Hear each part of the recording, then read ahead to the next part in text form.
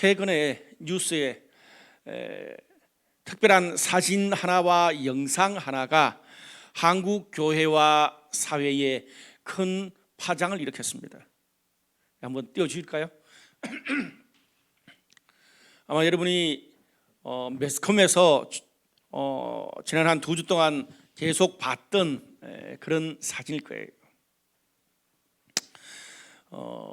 IM 선교회와 연결된 이 교회가 운영하는 그런 지방의 여러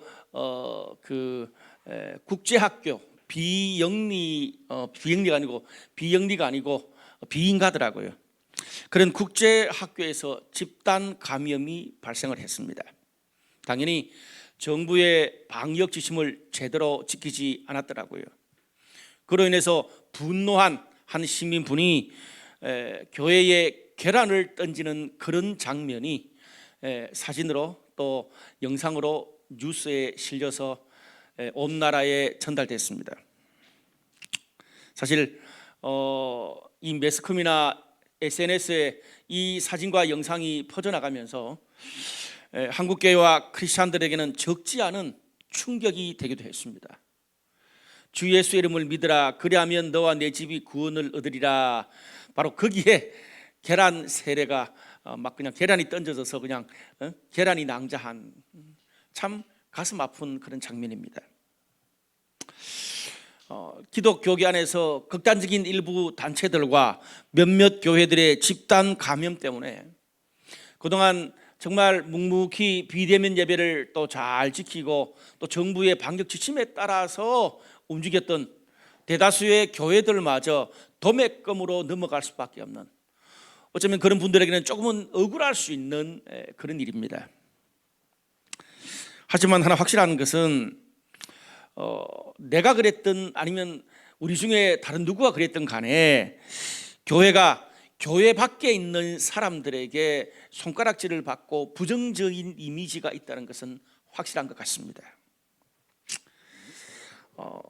저는 지금 설교하는 이 자리에서 정부가 일반 회사나 어떤 가게에 비해서 또 이 교회의 방역 지침을 적용하는 것이 얼마나 공정하냐, 언론이 이 문제를 노출시키는데 얼마나 합당하냐, 그것을 말하고 싶은 것이 아닙니다. 또 반대로 반대 입장에 있는 분들이 볼 때는 교회가 손해를 볼 때는 일반 기업과 똑같은 원칙을 적용해 달라 그렇게 말하고, 정작 세금을 내고 사회적 책임을 언급할 때는 종교단체라고 빠져나간다는 거죠. 그래서 오히려 교회가 사회보다 더 본이 되고 엄격한 룰을 적용해야 된다, 그런 입장도 있습니다. 저는 이런 복잡한 첨예한 문제에 대해서 오늘 논란을 벌이는 게 아닙니다. 코로나 사태가 1년 이상 계속되고 강력한 방역을 계속하고 있지만 확진자가 여간해서 잘 줄지 않는 것 같습니다. 그러다 보니까 수많은 가게들이 문을 닫고 국가 경제, 서민 경제가 말이 아닙니다.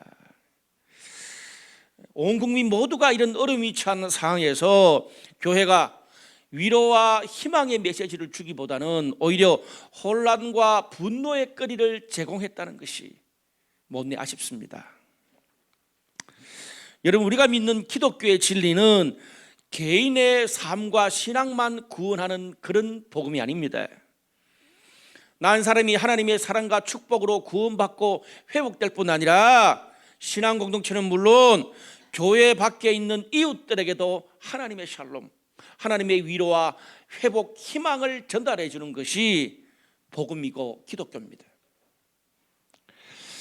그래서 이 기독교 신앙은요, 개인적인 차원뿐 아니라 공동체적이고 사회적인 차원도 동시에 존재합니다. 지난 한 1년 동안의 코로나 사태를 통해서 우리 기독교가, 교회가 신앙의 공동체적이고 사회적인 차원을 다시 재고해 봐야 된다고 저는 생각합니다.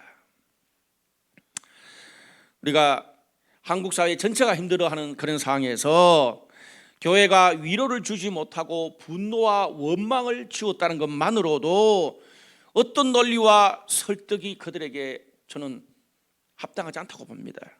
그런 면에서 우리는 이번 여러 많은 그런 일련의 사건을 통해서 우리가 세상을 대하는, 이웃을 대하는 우리의 신앙의 자세와 태도를 다시 점검해 볼 필요가 있다고 생각합니다. 우리가 믿는 복음과 신앙은요, 고통과 혼란에 빠진 사람들을, 그런 세상을 위로하고 회복시켜야 되는 본질을 가지고 있습니다. 그렇지 못하다면 맛 잃은 소금으로 길가에 밟힐 뿐입니다. 계란 투척받은 그런 사건, 어떤 면에서 그런 작은 그런 일일 수도 있지만 그것을 대변해 주는 사건이기도 합니다. 특별히 오늘 우리가 읽었던 이 본문의 말씀에서는 치열한 경쟁 속에서 죄와 욕망에 섞인 그런 이 세상을 살아가는 가인의 후손들의 삶 가운데 하나님이 주시는 희망과 회복의 메시지를 우리가 볼 수 있습니다. 저는 오늘 본문의 이 메시지가 힘든 시대 상황을 살아가는 우리 크리스찬들뿐 아니라 교회 밖 이웃들에게도 위로와 희망의 메시지가 되기를 주님의 이름으로 축복합니다. 오늘 본문 19절에서 22절까지 말씀을 보니까 이런 말씀이 있네요. 라멕이 두 아내를 맞이하였으니 하나의 이름은 아다요 하나의 이름은 실라였더라. 아다는 야발을 낳았으니 그는 장막에 거주하며 가축을 치는 자의 조상이 되었고, 아우의 이름은 유발이니 그는 수금과 퉁소를 잡는 모든 자의 조상이 되었으며, 실라는 두발 가인을 낳았으니 그는 구리와 쇠로 여러 가지 기구를 만드는 자요 두발 가인의 누이는 나아마였더라.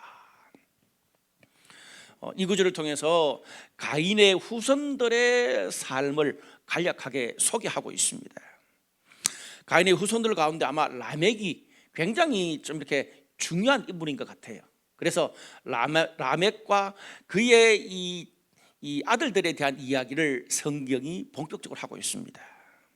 그런데 참 이렇게 충격적인 사실은 라멕이 이 두 아내를 두었다라고 성경이 이야기를 하고 있습니다.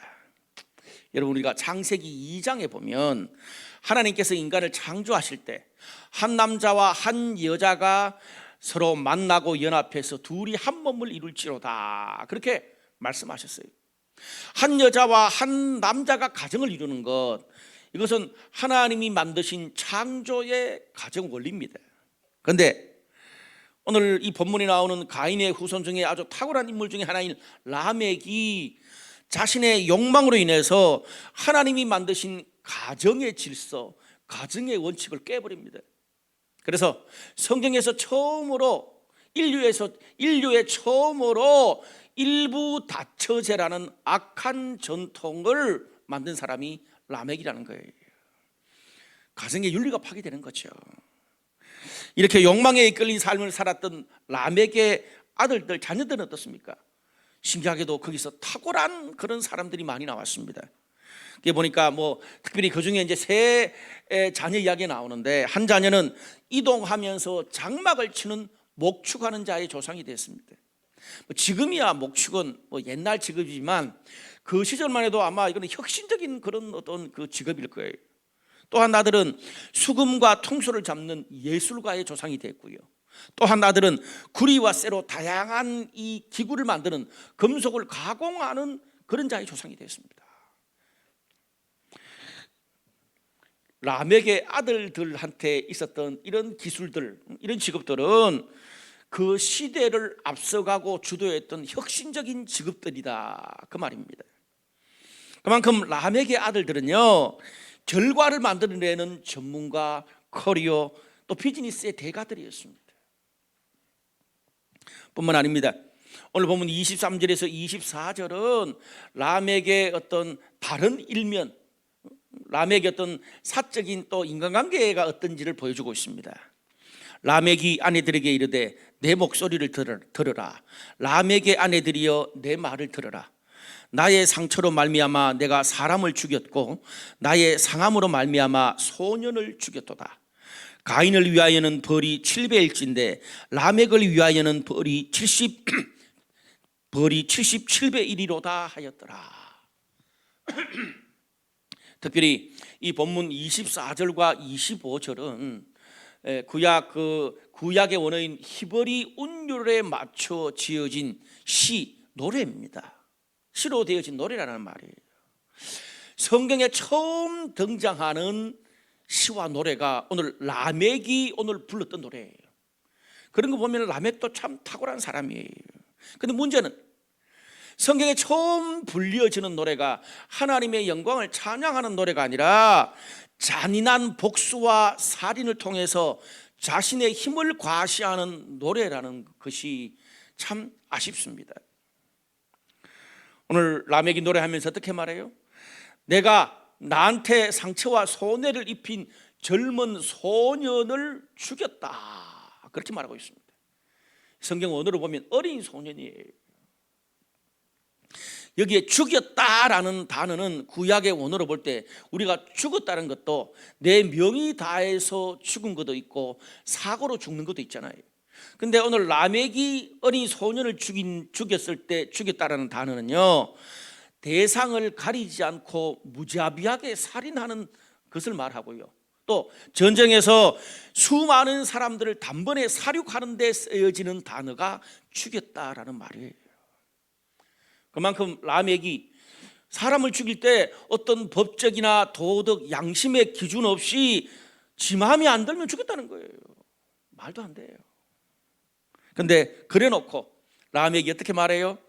아내들에게 내 목소리, 내 말을 들어라, 시와 노래까지 부릅니다. 무자비한 살인을 해놓고도 뉘우치는 것이 아니라 자신의 아내들에게 노래를 불러주면서 자신의 힘과 호기를 뽐내고 있습니다. 쉽게 말하면 이거죠. 우리 일상 용어로 말하면, 야, 두 아내들아, 잘 봤지? 내가 그때 우리 가족들이 놀러 갔을 때 그때 내한테 달려드는 그 젊은 친구들을 무자비하게 죽여버렸어, 그 말이에요. 앞으로도 나를 열받게 하고 나나 우리 가족에게 조금의 손해를 끼치고 내 앞길을 막는 인간들은 그 젊은 애들을 죽인 것처럼, 본때를 보여준 것처럼 반드시 내가 죽여버릴 거야. 너희들 기억해, 나만 믿어. 그 호기를 부린다는 말이에요.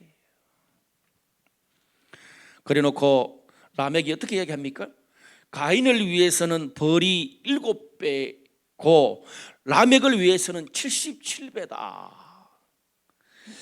우리가 이 말을 잘 이해하려면 이 본문 앞에 15절 말씀에 보면 동생을 죽이고 이 에덴 동쪽에 가가지고 성을 쌓았던 가인, 동생 죽여놓으니까 얼마나 두려워요. 주변 사람들이 그걸 알고 자신을 쳐 죽일까 봐. 그래서 걱정했을 때 하나님이 뭐라 그래요? 네가 죄인이라도 내가 너를 보호하겠다. 가인을 죽인 사람은 그 벌이 7배가 될 것이다. 죄인 가인을 하나님이 보호하신다는 약속으로 가인을 죽이는 사람은 벌이 7배다, 그렇게 말씀해 주셨어요.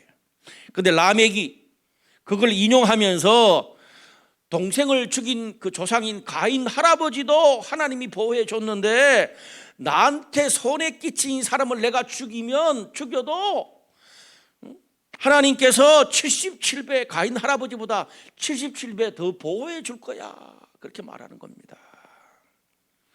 여러분, 이 말을 우리 그리스도인의 일상용어로 말하면 뭐예요? 하나님이 예수님의 십자가의 피로 나를 용서해 주셨잖아. 그런데 내가 사람을 죽이고 어떤 죄를 범해도 내가 회개하면 하나님이 결국에 가서는 용서해 줄 수밖에 없어. 왜? 나는 하나님의 자녀니까, 그 말이에요. 섬뜩하죠.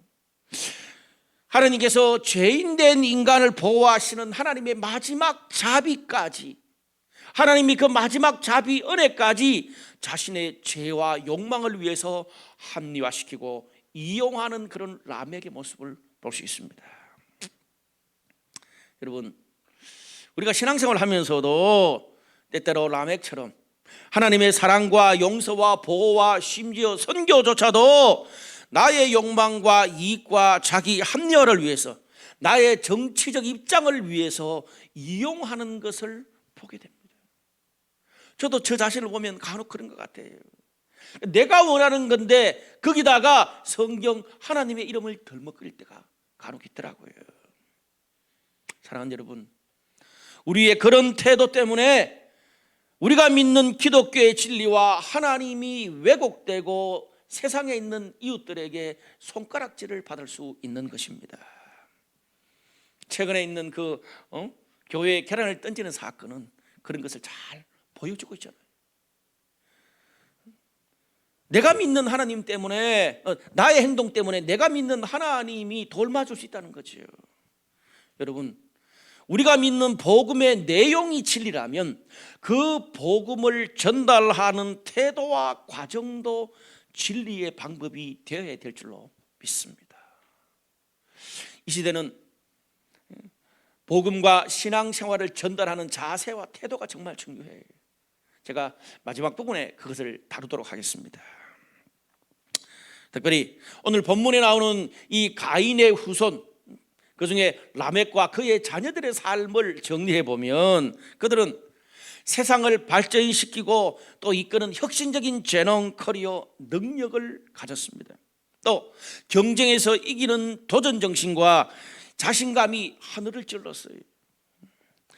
그런데 그에 비해서 그들의 내면은 죄와 욕망에 이끌려 사는 사람들이었고, 오직 욕망과 성공을 위해서는 하나님의 뜻, 부부, 형제, 가정의 행복과 원칙도 저버릴 수 있는 그런 사람들이었습니다. 오늘 그것을 본문은 잘 보여주고 있습니다. 또한 그들이 이룬 혁신적인 성공과 발전은 자신을 반대하거나 조금이라도 이 손해를 끼치고 경쟁자라고 생각하면 무참히 죽여버리는 이기적인 성공의 근거에서 세워진 그런 발전이었습니다. 모든 것을 이루었지만, 모든 것을 가졌지만 행복하지 않았고 하나님의 뜻과 상관이 없는 성공 다 가진 것이었습니다. 그들이 가진 기술로 세상을 발전시켰지만 오히려 주변 사람들을 더 불행하고 죽이게 됐습니다. 완전 악마의 재능이라고 할 수 있어요. 여러분, 우리가 오늘 이 본문의 말씀을 볼 때 우리가 성공하고 커리어를 가지고 문명이 발전한다고 행복한 가정, 행복한 관계, 그리고 아름다운 공동체를 보장해 주지 않는다는 것을 알 수 있습니다. 오늘 여기 이 가인의 모습들의 삶을 보면, 여러분, 조상인 가인의 이름이 뜻이 뭐라고요? 세우고 건설하고 성취하는 자라고 제가 몇 주 전에 말씀을 드렸습니다. 가인의 후손들의 삶을 보면 조상 가인의 이름과 너무 닮았습니다. 그런데 문제는 건설하고 성취하는 것만 배운 것이 아니라 형제를 죽이고 하나님을 떠난 가인의 모습을 그대로 닮았어요. 어떤 면에서 가인보다 더 성공도 욕망도 잔인함도 77배가 된 가인의 길로 그 후손들이 가고 있었습니다. 그들의 삶에 브레이크가 없는 것 같습니다.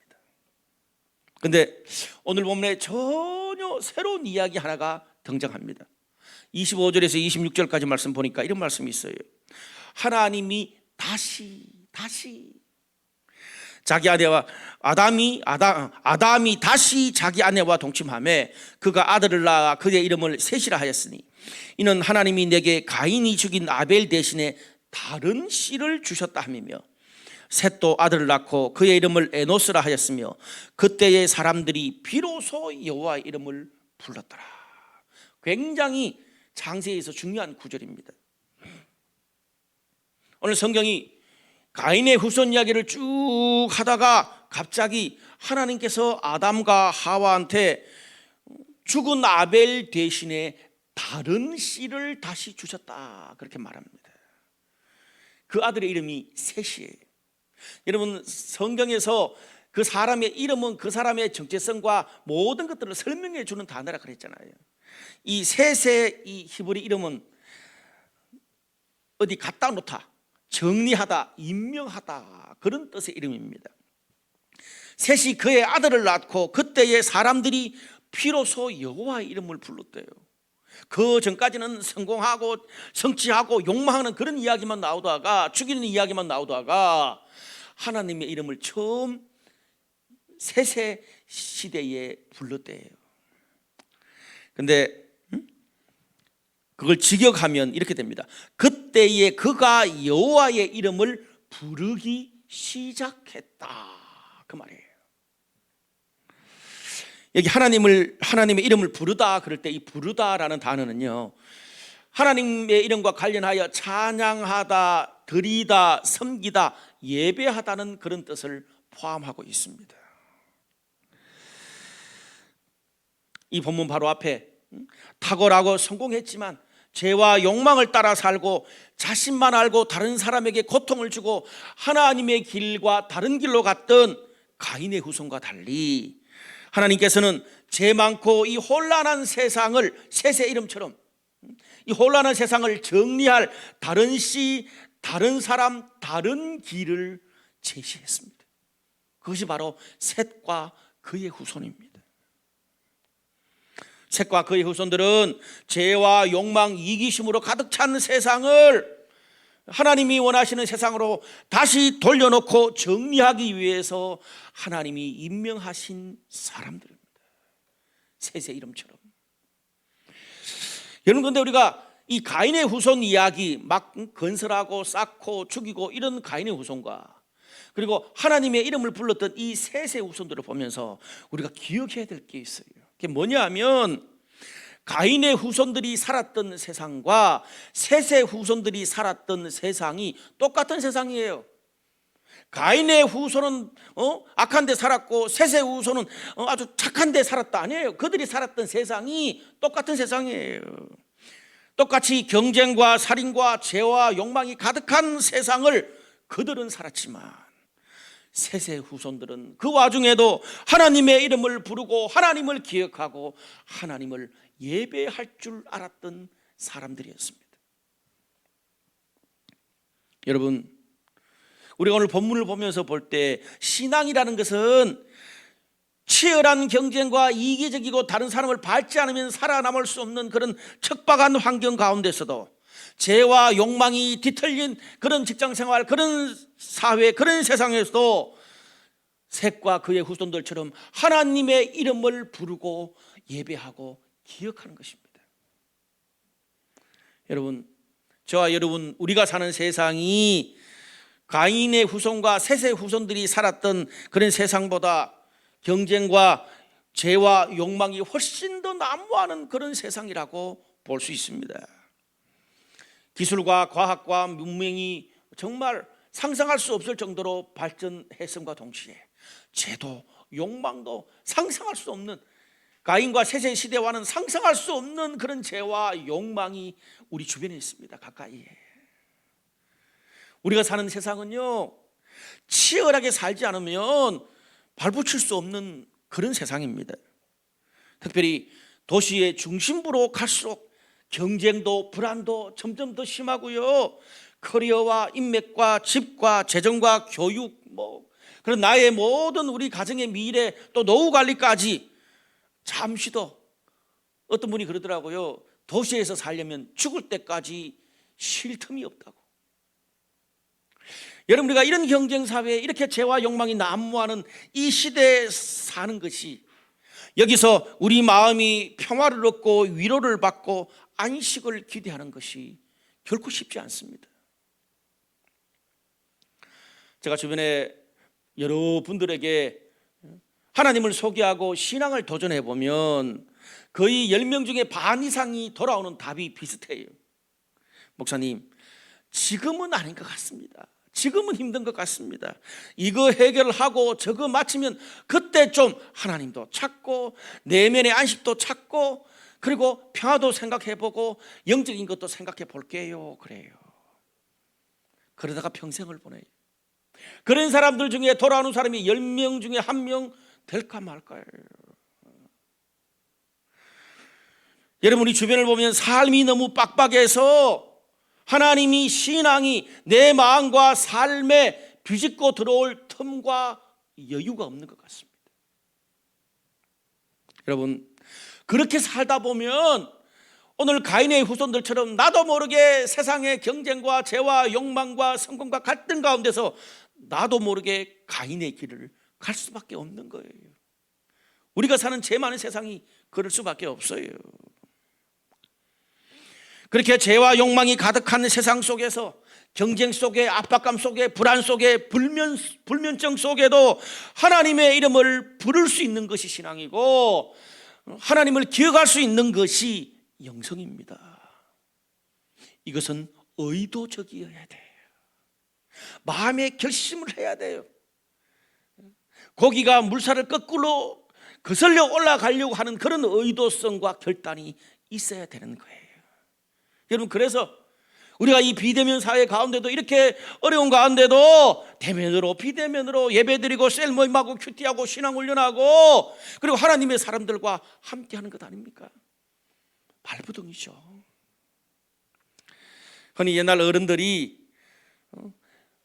좀 병에 걸렸을 때, 병원에 입원했을 때, 저도 뭐 그렇게 저희 아버님한테 들은 말이 있어요. 입맛이 없어도 병을 이기려면 밥을 먹어야 된다. 꾸역꾸역 넘겨야 된다는 말이 있잖아요. 저는 우리가 하나님의 이름을 부르는 것도 꾸역꾸역 집어넣어야 된다고 생각합니다. 빡빡한 경쟁사회, 죄가 많고 불안이 많으면 많을수록, 걱정거리가 많으면 많을수록 오히려 나 자신과 나의 가족들과 비즈니스와 나의 인생을 지키기 위해서 하나님의 이름을 부르고 하나님을 더 기억하는 그런 밥을 꾸역꾸역 더 의도적으로 삼켜야 됩니다. 세세 후손들은 그걸 했다는 거죠. 아니, 우리가 세상의 공동체는요, 마음이 맞고 성향이 맞고 관심 분야가 맞는 사람들끼리 공동체를 이룹니다. 그런데 영적인 공동체의 본질은 그렇지 않습니다. 영적인 공동체가 왜 힘듭니까? 관심, 성향, 성격도 너무 다른데 하나의 공동체로 부르셨다고 말해요. 그럼 뭐예요? 세상의 공동체와 하나님의 공동체가 작동하는 원리가 다른 거예요.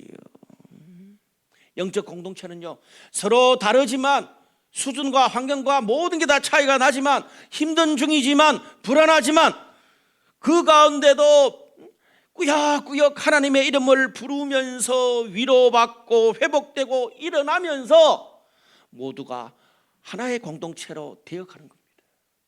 이게 성경이 말하는 영적 공동체예요. 또한 이것이 이 땅을 살아가는 셋의 길이기도 합니다. 하나님은 그런 사람들을, 그런 공동체를 통해서 이 땅을, 가정을, 우리 주변 사람들을, 세상을 회복시키기 원하십니다.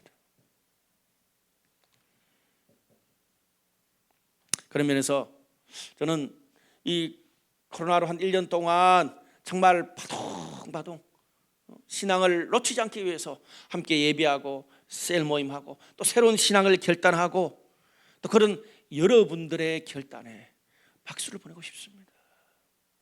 아마 이 시기가 나중에 다 지나고 난 다음에 가인의 후손들의 삶과 셋의 후손들의 삶을 성경이 정리하고 기록한 것처럼 오늘 우리들이 살았던 지난 1년 하나님께서 평가하시고 기록하실 줄로 믿습니다. 여러분, 또한 그렇기 때문에 우리가 셀 모임에서 어려운 것, 절망스러운 것, 불안한 이야기만 해서도 안 됩니다. 힘들어도 반드시 우리가 셀 모임 하면서 하나님의 이름을 부르고 성경 말씀을 이야기하고 또 서로 기도를 해야 되는 이유가 거기에 있어요. 그래야 회복이 되고, 회복되어야 살아나고, 살아나야 공동체가 하나가 되고 일어날 수 있습니다. 여러분, 셀 모임 할 때 꼭 말씀도 나누시고 기도 제목도 나누세요. 하나님의 이름을 기억하고 부르세요. 여러분, 우리가 오늘 이 가인의 후손들과 셋의 후손들을 보면서 느끼게 되는 게 뭡니까? 선한 영향력도 악한 영향력도 절대 나 한 사람에서 끝나지 않는다는 거예요. 내가 만나는 사랑하는 사람들, 내가 만나는 주변의 모든 사람들, 내 가족과 동료와 후손들에게 지금 내가 하는 이것이 점점 더 영향이 커져간다, 77배나 더 커져간다는 것을 기억하시기를 바랍니다. 오늘 여러분, 악한 영향력이 77배를 더하게 하는 가인의 길을 선택하고 계십니까? 아니면 힘든 중에도 하나님의 이름을 부르고 섬기는 것을 시작하는 셋의 길을 가고 있습니까? 셋의 길을 시작하시고 셋의 길을 계속 갈 수 있는 저와 여러분, 우리 브루라이트 강남교회 성도들 되시기를 바랍니다. 또 한 가지, 이제 창세기 5장으로 넘어가면, 제가 왜 창세기 4장과 5장을 겹쳐서 제가 오늘 본문을 잡았냐 하면, 오늘 창세기 4장이 끝마치고 난 다음에요, 창세기 5장에 뜬금없이 아담의 족보가 쫙 나옵니다. 왜 이 족보가 나오지? 근데 여러분, 이 족보는요 굉장히 충격적인 그런 어떤 이 시츄에이션이에요. 오늘 본문의 5장 3절에서 6절의 족보 보니까 이런 게 있습니다. 아담은 130세에 자기의 모양 곧 자기의 형상과 같은 아들을 낳아 이름을 셋이라 하였고, 아담은 셋을 낳은 후 800년을 지내며 자녀들을 낳았으며 셋은 아노스를 낳았고. 별거 아닌 것 같죠? 굉장히 충격적인 사실이에요. 뭐냐 하면, 여러분, 아담의 맏아들은 누구죠? 가인이잖아요. 그러니까 아담이 낳은 두 아들이 가인과 아벨인데, 아벨은 죽었으니까 가인 하나가 있어야 돼. 근데 오늘 이 족보에는 아담의 맏아들 가인의 이름은 온데간데도 없고, 갑자기 어린 셋이 나오고 그 셋이 낳은 아들 에노스가 나옵니다. 이 족보에서 가인을 하나님이 빼버렸어요. 그리고 5장 28절에서 29절 거의 끄트머리 족보에는 보면 라멕의 자손들이 나와요. 라멕은 182세의 아들을 낳고 이름을 노아라 하여 이르되, 여호와께서 땅을 저주하심으로 수고롭게 일하는 우리를 이 아들이 안위하리라 하였느니라. 여러분, 여러분 앞장에 창세기 4장에 제가 방금 설교했잖아요. 라멕의 자랑거리자 탁월한 그 세 아들 누구예요? 야발, 유발, 두발 가인. 그 시대 최고의 어떤 혁신적인 일을 이루고 그런 직업을 가진 사람들이라 돌아다니면서 자랑했겠죠. 그 탁월한 세 아들의 이름은 아예 없고, 노아라는 전혀 새로운 아들 이름만 달랑 족보에 올려놨습니다. 무슨 말입니까? 이 족보는 아담의 족보인데 가인 계열의 족보는 다 없애고 하나님의 이름을 부르기 시작했던 셋의 길을 갔던 후손들의 족보를 다시 기록하고 있습니다. 왜 창세기 5장에 가로놓게 족보를 다시 만들고 있냐 이 말이에요. 오늘 이 창세기 5장에 나오는 족보는 죄를 범하고 하나님을 떠난 그런 가인과 가인의 후손들을 하나님이 다 버리고 하나님이 원하는 건강한 세상을 위한 하나님의 새판짜기를 보여주고 있는 장면입니다. 여러분, 성경에 나오는 족보는 그래서 굉장한 의미를 가지고 있습니다. 무슨 말이에요? 그 시대에 하나님이 정말 기억하시는 사람, 하나님이 기억하시는 가정과 가문과 세대가 누군가를 하나님이 말씀해 주시는 거예요. 여기 노아의 이름은 쉬다, 원어로 보면 쉬다, 앉다, 휴식하다 그런 뜻이에요. 근데 그 아들 노아를 보고 하나님의 길을 떠났던 라멕조차도 그 아들 노아를 보고 어떻게 말한 줄 아십니까?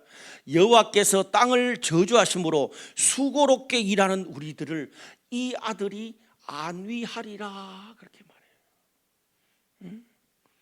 창세기 6장 이후를 보면 노아는 그의 이름처럼 가인 계열의 타락한 인류를 하나님이 물로 홍수로 다 썰어버리고 심판하실 때에 방주 공동체를 만들고 그 방주 공동체 안에서 자신의 가족들과 선택받은 그런 동물들을 잘 보호하고 그들의 생명을 보존하고 안위한 그런 사람입니다.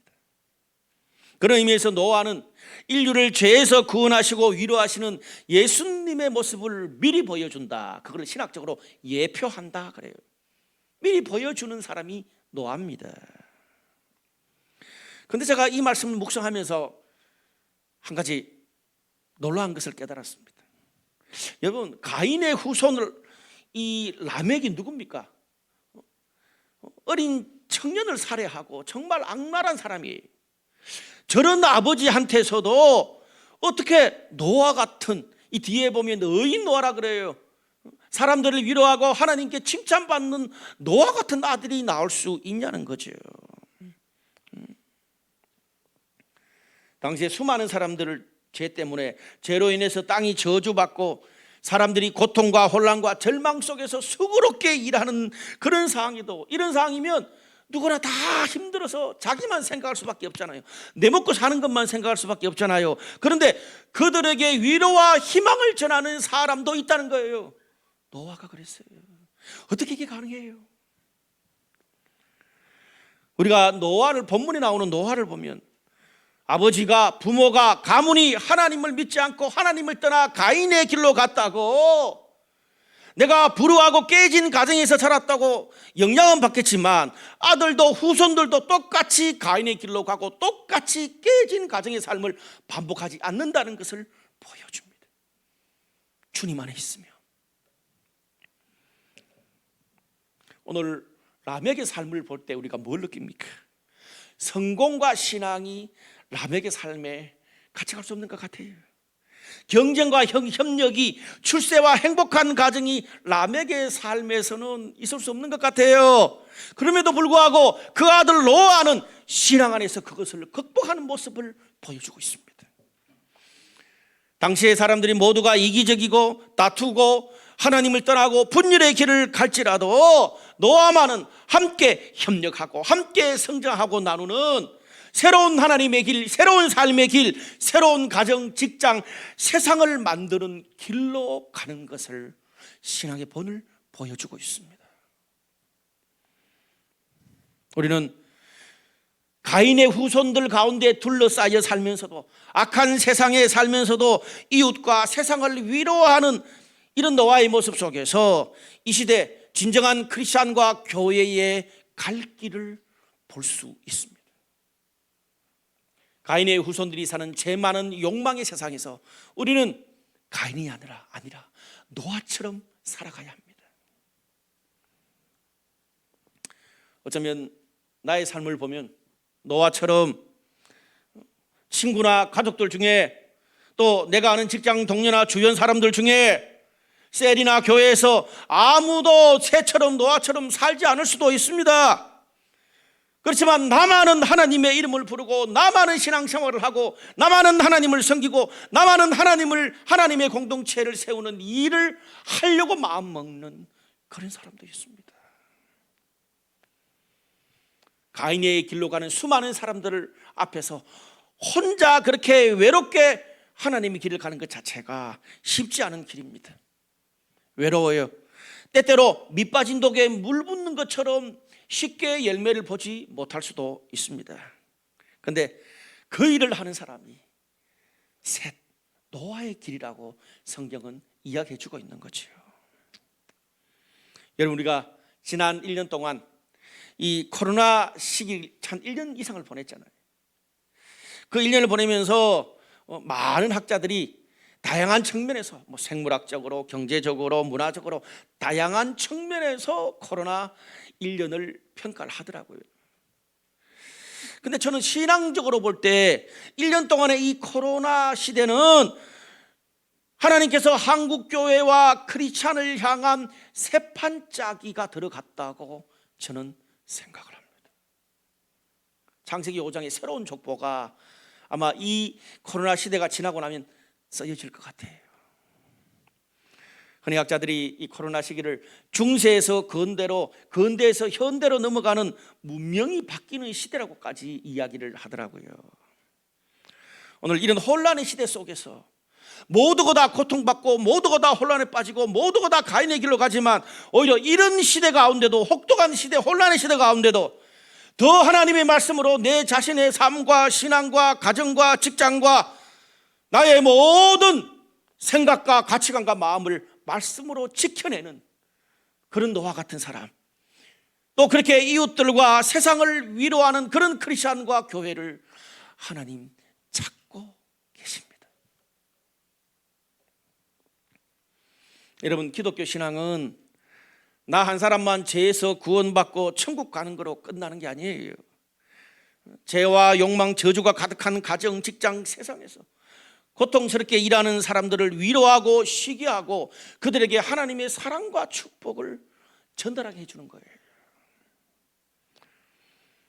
여러분, 만약에 우리가 고통받는 그런 이웃과 세상을 위로하는 것 없이 그냥 나 혼자만 구원받고 우리 교회만 안전하다 그렇게 될 때는 구약에 나오는 이스라엘 백성들처럼 나 혼자 구원받는, 우리 민족만 구원받는 선미 사상에 빠지는 거예요. 그렇게 될 때 교회는, 크리스찬은 이 세상에서 가장 이기적인 존재가 될 수 있습니다. 우린 지금 그것을 보고 있잖아요. 여러분 기억하십시오. 우리는 고통받는 세상과 이웃을 위로하기 위해서 존재하는 사람이 크리스찬이고 교회입니다. 제가 이 설교를 준비하면서 자료 한 가지를 제가 살펴봤어요. 올해 초에 실천신학대학원이라는 곳에 그 산하에 있는 21세기 교회 연구소에서 전국에 있는 19세에서 39세, 그러니까 20세에서 40세 사이에 개신교인 남녀 700명을 대상으로 온라인 조사를 해봤대요. 아마 여러분의 마음을 대변하고 있을 것 같아요. 조사를 해봤는데 92.3%가 우리 사회의 돈이 이미 최고의 가치가 됐다고 평가했어요. 또 86.4%의 사람들이 이제는 계층 상승이 우리 사회에서 매우 어렵다라고 답했고, 85.1%의 사람들이 우리 사회에 공정한 경쟁이 이루어지지 않는다. 84.7%의 사람들이 사회에서 착하면 오히려 손해본다 그렇게 말했고, 73.7%가 우리 사회에서는 부모 도움 없이 성공할 수 없는 사회가 되었다라고 말했습니다. 한국 사회가 직면한 문제에 대해서 19.3%가 일자리와 취업을 이야기했고요, 16.4%가 경제적 양극화, 15.1%가 부동산 문제라고 봤습니다. 그 다음에 나오는 이 두 가지 설문이 굉장히 제 마음을 아프게 했어요. 설문에 응답한 기독 청년의 78.4%가 내가 이제 현역에서 은퇴하고 난 다음에 나의 삶이 기성세대, 우리 부모 세대보다 훨씬 더 못한 삶을 살 것 같다. 78.4%. 그리고 20.1%, 그러니까 기독 청년 5명 중에 1명이 본인의 미래의 전망에 대해서 희망이 없다고 생각했습니다. 5명 중에 1명이. 심리 상태와 관련해서 이제 두 번째 질문은 47%가요. 청년들의 47%가 매일 피곤하거나 에너지가 생기지 않고 무력하다. 그걸 느낀대요. 무려 27%가 자살에 대해서 심각하게 생각해 본 적이 있다고 합니다. 이걸 보면서 기성세대 어떤 분들이, 어떤 목회자들이 한국교회의 미래에 희망이 없다고 평가를 하더라고요. 제가 그 이야기를 보면서 더 열이 뻗쳤어요. 여러분, 똑같은 사건, 똑같은 데이터를 보고도 그것을 평가하는 시각이 문제예요. 저는 그걸 보면서 뭘 생각한 줄 아세요? 지금 이 땅을 살아가는 젊은 세대들이 기성세대보다 훨씬 더 경쟁과 불안과 가능성과 희망이 없는 시대를 살아가고 있다고 느끼는구나. 교회 안에 젊은 세대들이 이 정도라면 교회 밖에 있는 젊은 세대들은 얼마나 외롭고 힘들고 고통스럽고 죽고 싶을까라는 것을, 그런 마음을 조금이나마 느낄 수 있었습니다. 오늘 본문에 나오는 노아가 위로했던 사람들과 비슷해요. 죄 많은 세상에서 고통스럽게 수고스럽게 살아가는, 정말 힘들어하는 사람들의 모습을 엿볼 수 있습니다. 여러분, 그들에게 멋진 미래의 신앙적인 비전과 사명과 슬로건이 그들에게 필요한 게 아니라 그냥 함께 있고 들어주고 위로하는 노아의 안위가 필요한 시대입니다. 희망은 아무 가능성이 없는 곳에서 희망 고문처럼 던지는 게 희망이 아니라 함께하고 위로하고 작은 가능성을 함께 보면서 발견해 가는 것이 희망입니다. 희망을 가지고 던지는 방식도 달라져야 됩니다. 여러분, 이 시기에 교회가 고통과 혼란 속에 사는 사람들에게 해줄 수 있는 최고의 것이 무엇일까 생각해 봤습니다. 그냥 고통과 부담과 짐을 함께 져주고 섣불리 평가하기보다는 묵묵히 지켜봐 주는 것이라고 생각했습니다. 하고 싶은 말이 이만큼 올라가도 그냥 지나갈 때까지 기다려주는 것입니다. 왜? 여러분, 누구라도 그렇게 말하는 사람, 누구라도 기성세대도 그 시절에는 누구라도 다 혼란할 때는 시행착오 할 수 있고 왔다 갔다 할 수 있고 말했지만 약속 못 지킬 수 있고 어느 날 잠수 탈 수 있거든요. 그러면서 어른이 되어가는 거죠. 잠잠히 기다려줄 수 있는 신앙의 넓은 품과 욕을 해도 받아낼 수 있는 그런 내공과 센스가 교회에게 필요합니다. 힘들 때 백지장만 맞들어주고 도움을 요청하기 전에는 말하지 않고 쿨하게 기다려주는 거예요. 우리가 과거의 교회가 이 연약한 이웃들과 그런 소외된 분들과 세상을 도울 때 보면 돈 내고 물건 사주고 기부하고 난 다음에 사진 찍습니다. 그러고 난 다음에 교회 신문이나 뭐 지역 주간지나 이런 세상 언론에 알립니다. 그런데 이제는 세상도 그것을 알고 그렇게 생생내는 것을 별로 좋아하지 않습니다. 여러분, 세상의 문화가 낙후될 때는 교회가 앞장서서 문화를 위한 사역과 단체를 만들어줘야 됩니다. 세상에 교육이 없을 때 교회가 유치원도 짓고 학교도 짓고 학원을 지어서 교육을 소개해야 돼요. 그런데 이제는 사회에서 그런 좋은 교육시설과 좋은 문화시설이 많이 넘쳐나고 있습니다. 그래서 교회는요, 교회보다 좀 더 앞서가는 것들이 나왔다 싶으면 빨리 그것을 사회에 넘기고 좋은 가치를 가지고 일하는 단체와 기관들을 발굴해서 뒤에서 돕고 뒤에서 후원하는 것이 저는 훨씬 지혜롭다고 생각합니다. 개인적으로. 교회는요, 세상에 앞장서서 경영을 하고 돈을 뿌리는 것이 아니라 노아처럼 고통받고 눈물 흘리고 가족과 지역사회와 국가가 감당하지 못하는 사람들을 돕고 위로하고 또 그런 기관과 단체들이 생기면 또 다른 일을 하는, 저는 그게 교회라고 생각해요. 요즘 사회, 국가의 복지가 교회가 하는 복지보다 훨씬 앞서갑니다. 그렇다면 어떻게 해야 될까요? 교회는 더 엄지로 지역사회가 국가가 감당할 수 없는 더 엄지로 더 가망성이 없는 곳에 더 손이 가지지 않는 밑바닥에 뚫린 독에다가 물을 부어야 합니다. 거기에 마중물을 제공하고 판을 깔아주고 그것이 자리 잡으면 사회에 넘기고 또 다른 곳으로 가는, 저는 그것이 교회의 선교라고 생각합니다. 왼손이 하는 일을 오른손이 모르게 하는 것처럼. 말씀의 결론을 맺겠습니다. 우리가 누가복음 10장에 보면 예수님이 강도 만난 사람을 돕는 사마리아인 이야기를 비유로 하시는 것을 볼 수 있습니다. 거기 보면 강도 만난 사람이 쓰러져 있는데 레위인도 제사장도 무서워서 그냥 지나갑니다. 그런데 당시 유대인들이 신앙이 없다고 신앙을 인정하지 않고 무시했던 사마리아인만은 강도 만난 사람들을 치료해주고 또 나귀에 싣고 주막에 데리고 가서 치료하게 해주었습니다. 그 다음날 길을 떠나면서 혹시 돈이 더 필요하다면 내가 다시 돌아와서 그 비용 다 되겠다, 그렇게 말하고 떠납니다. 우린 지금까지 사마리아인이 도운 것만 봤습니다. 저는 요즘 이런 이런 어떤 상황을 보면서 뭐가 와닿은 줄 아세요? 사마리아인이요, 자기가 도운 것을 자랑하거나 내세우거나 홍보하지 않습니다. 언급하지 않아요. 그래서 이 누가복음 10장의 이 이야기를 선한 사마리아인의 비유라고 학자들은 계속 말해왔습니다. 저는 오늘 이 선한 사마리아인의 비유를 21세기의 비전으로 오히려 쿨한 사마리아인의 비유라고 이름을 짓고 싶습니다. 쿨한 사마리아인의 비유. 이 시대는 선한 사마리아인은 꽤나 많아요. 오히려 어떤 면에서 쿨한 사마리아인의 태도가 우리 크리스천과 교회에게 훨씬 더 필요한 것 같습니다.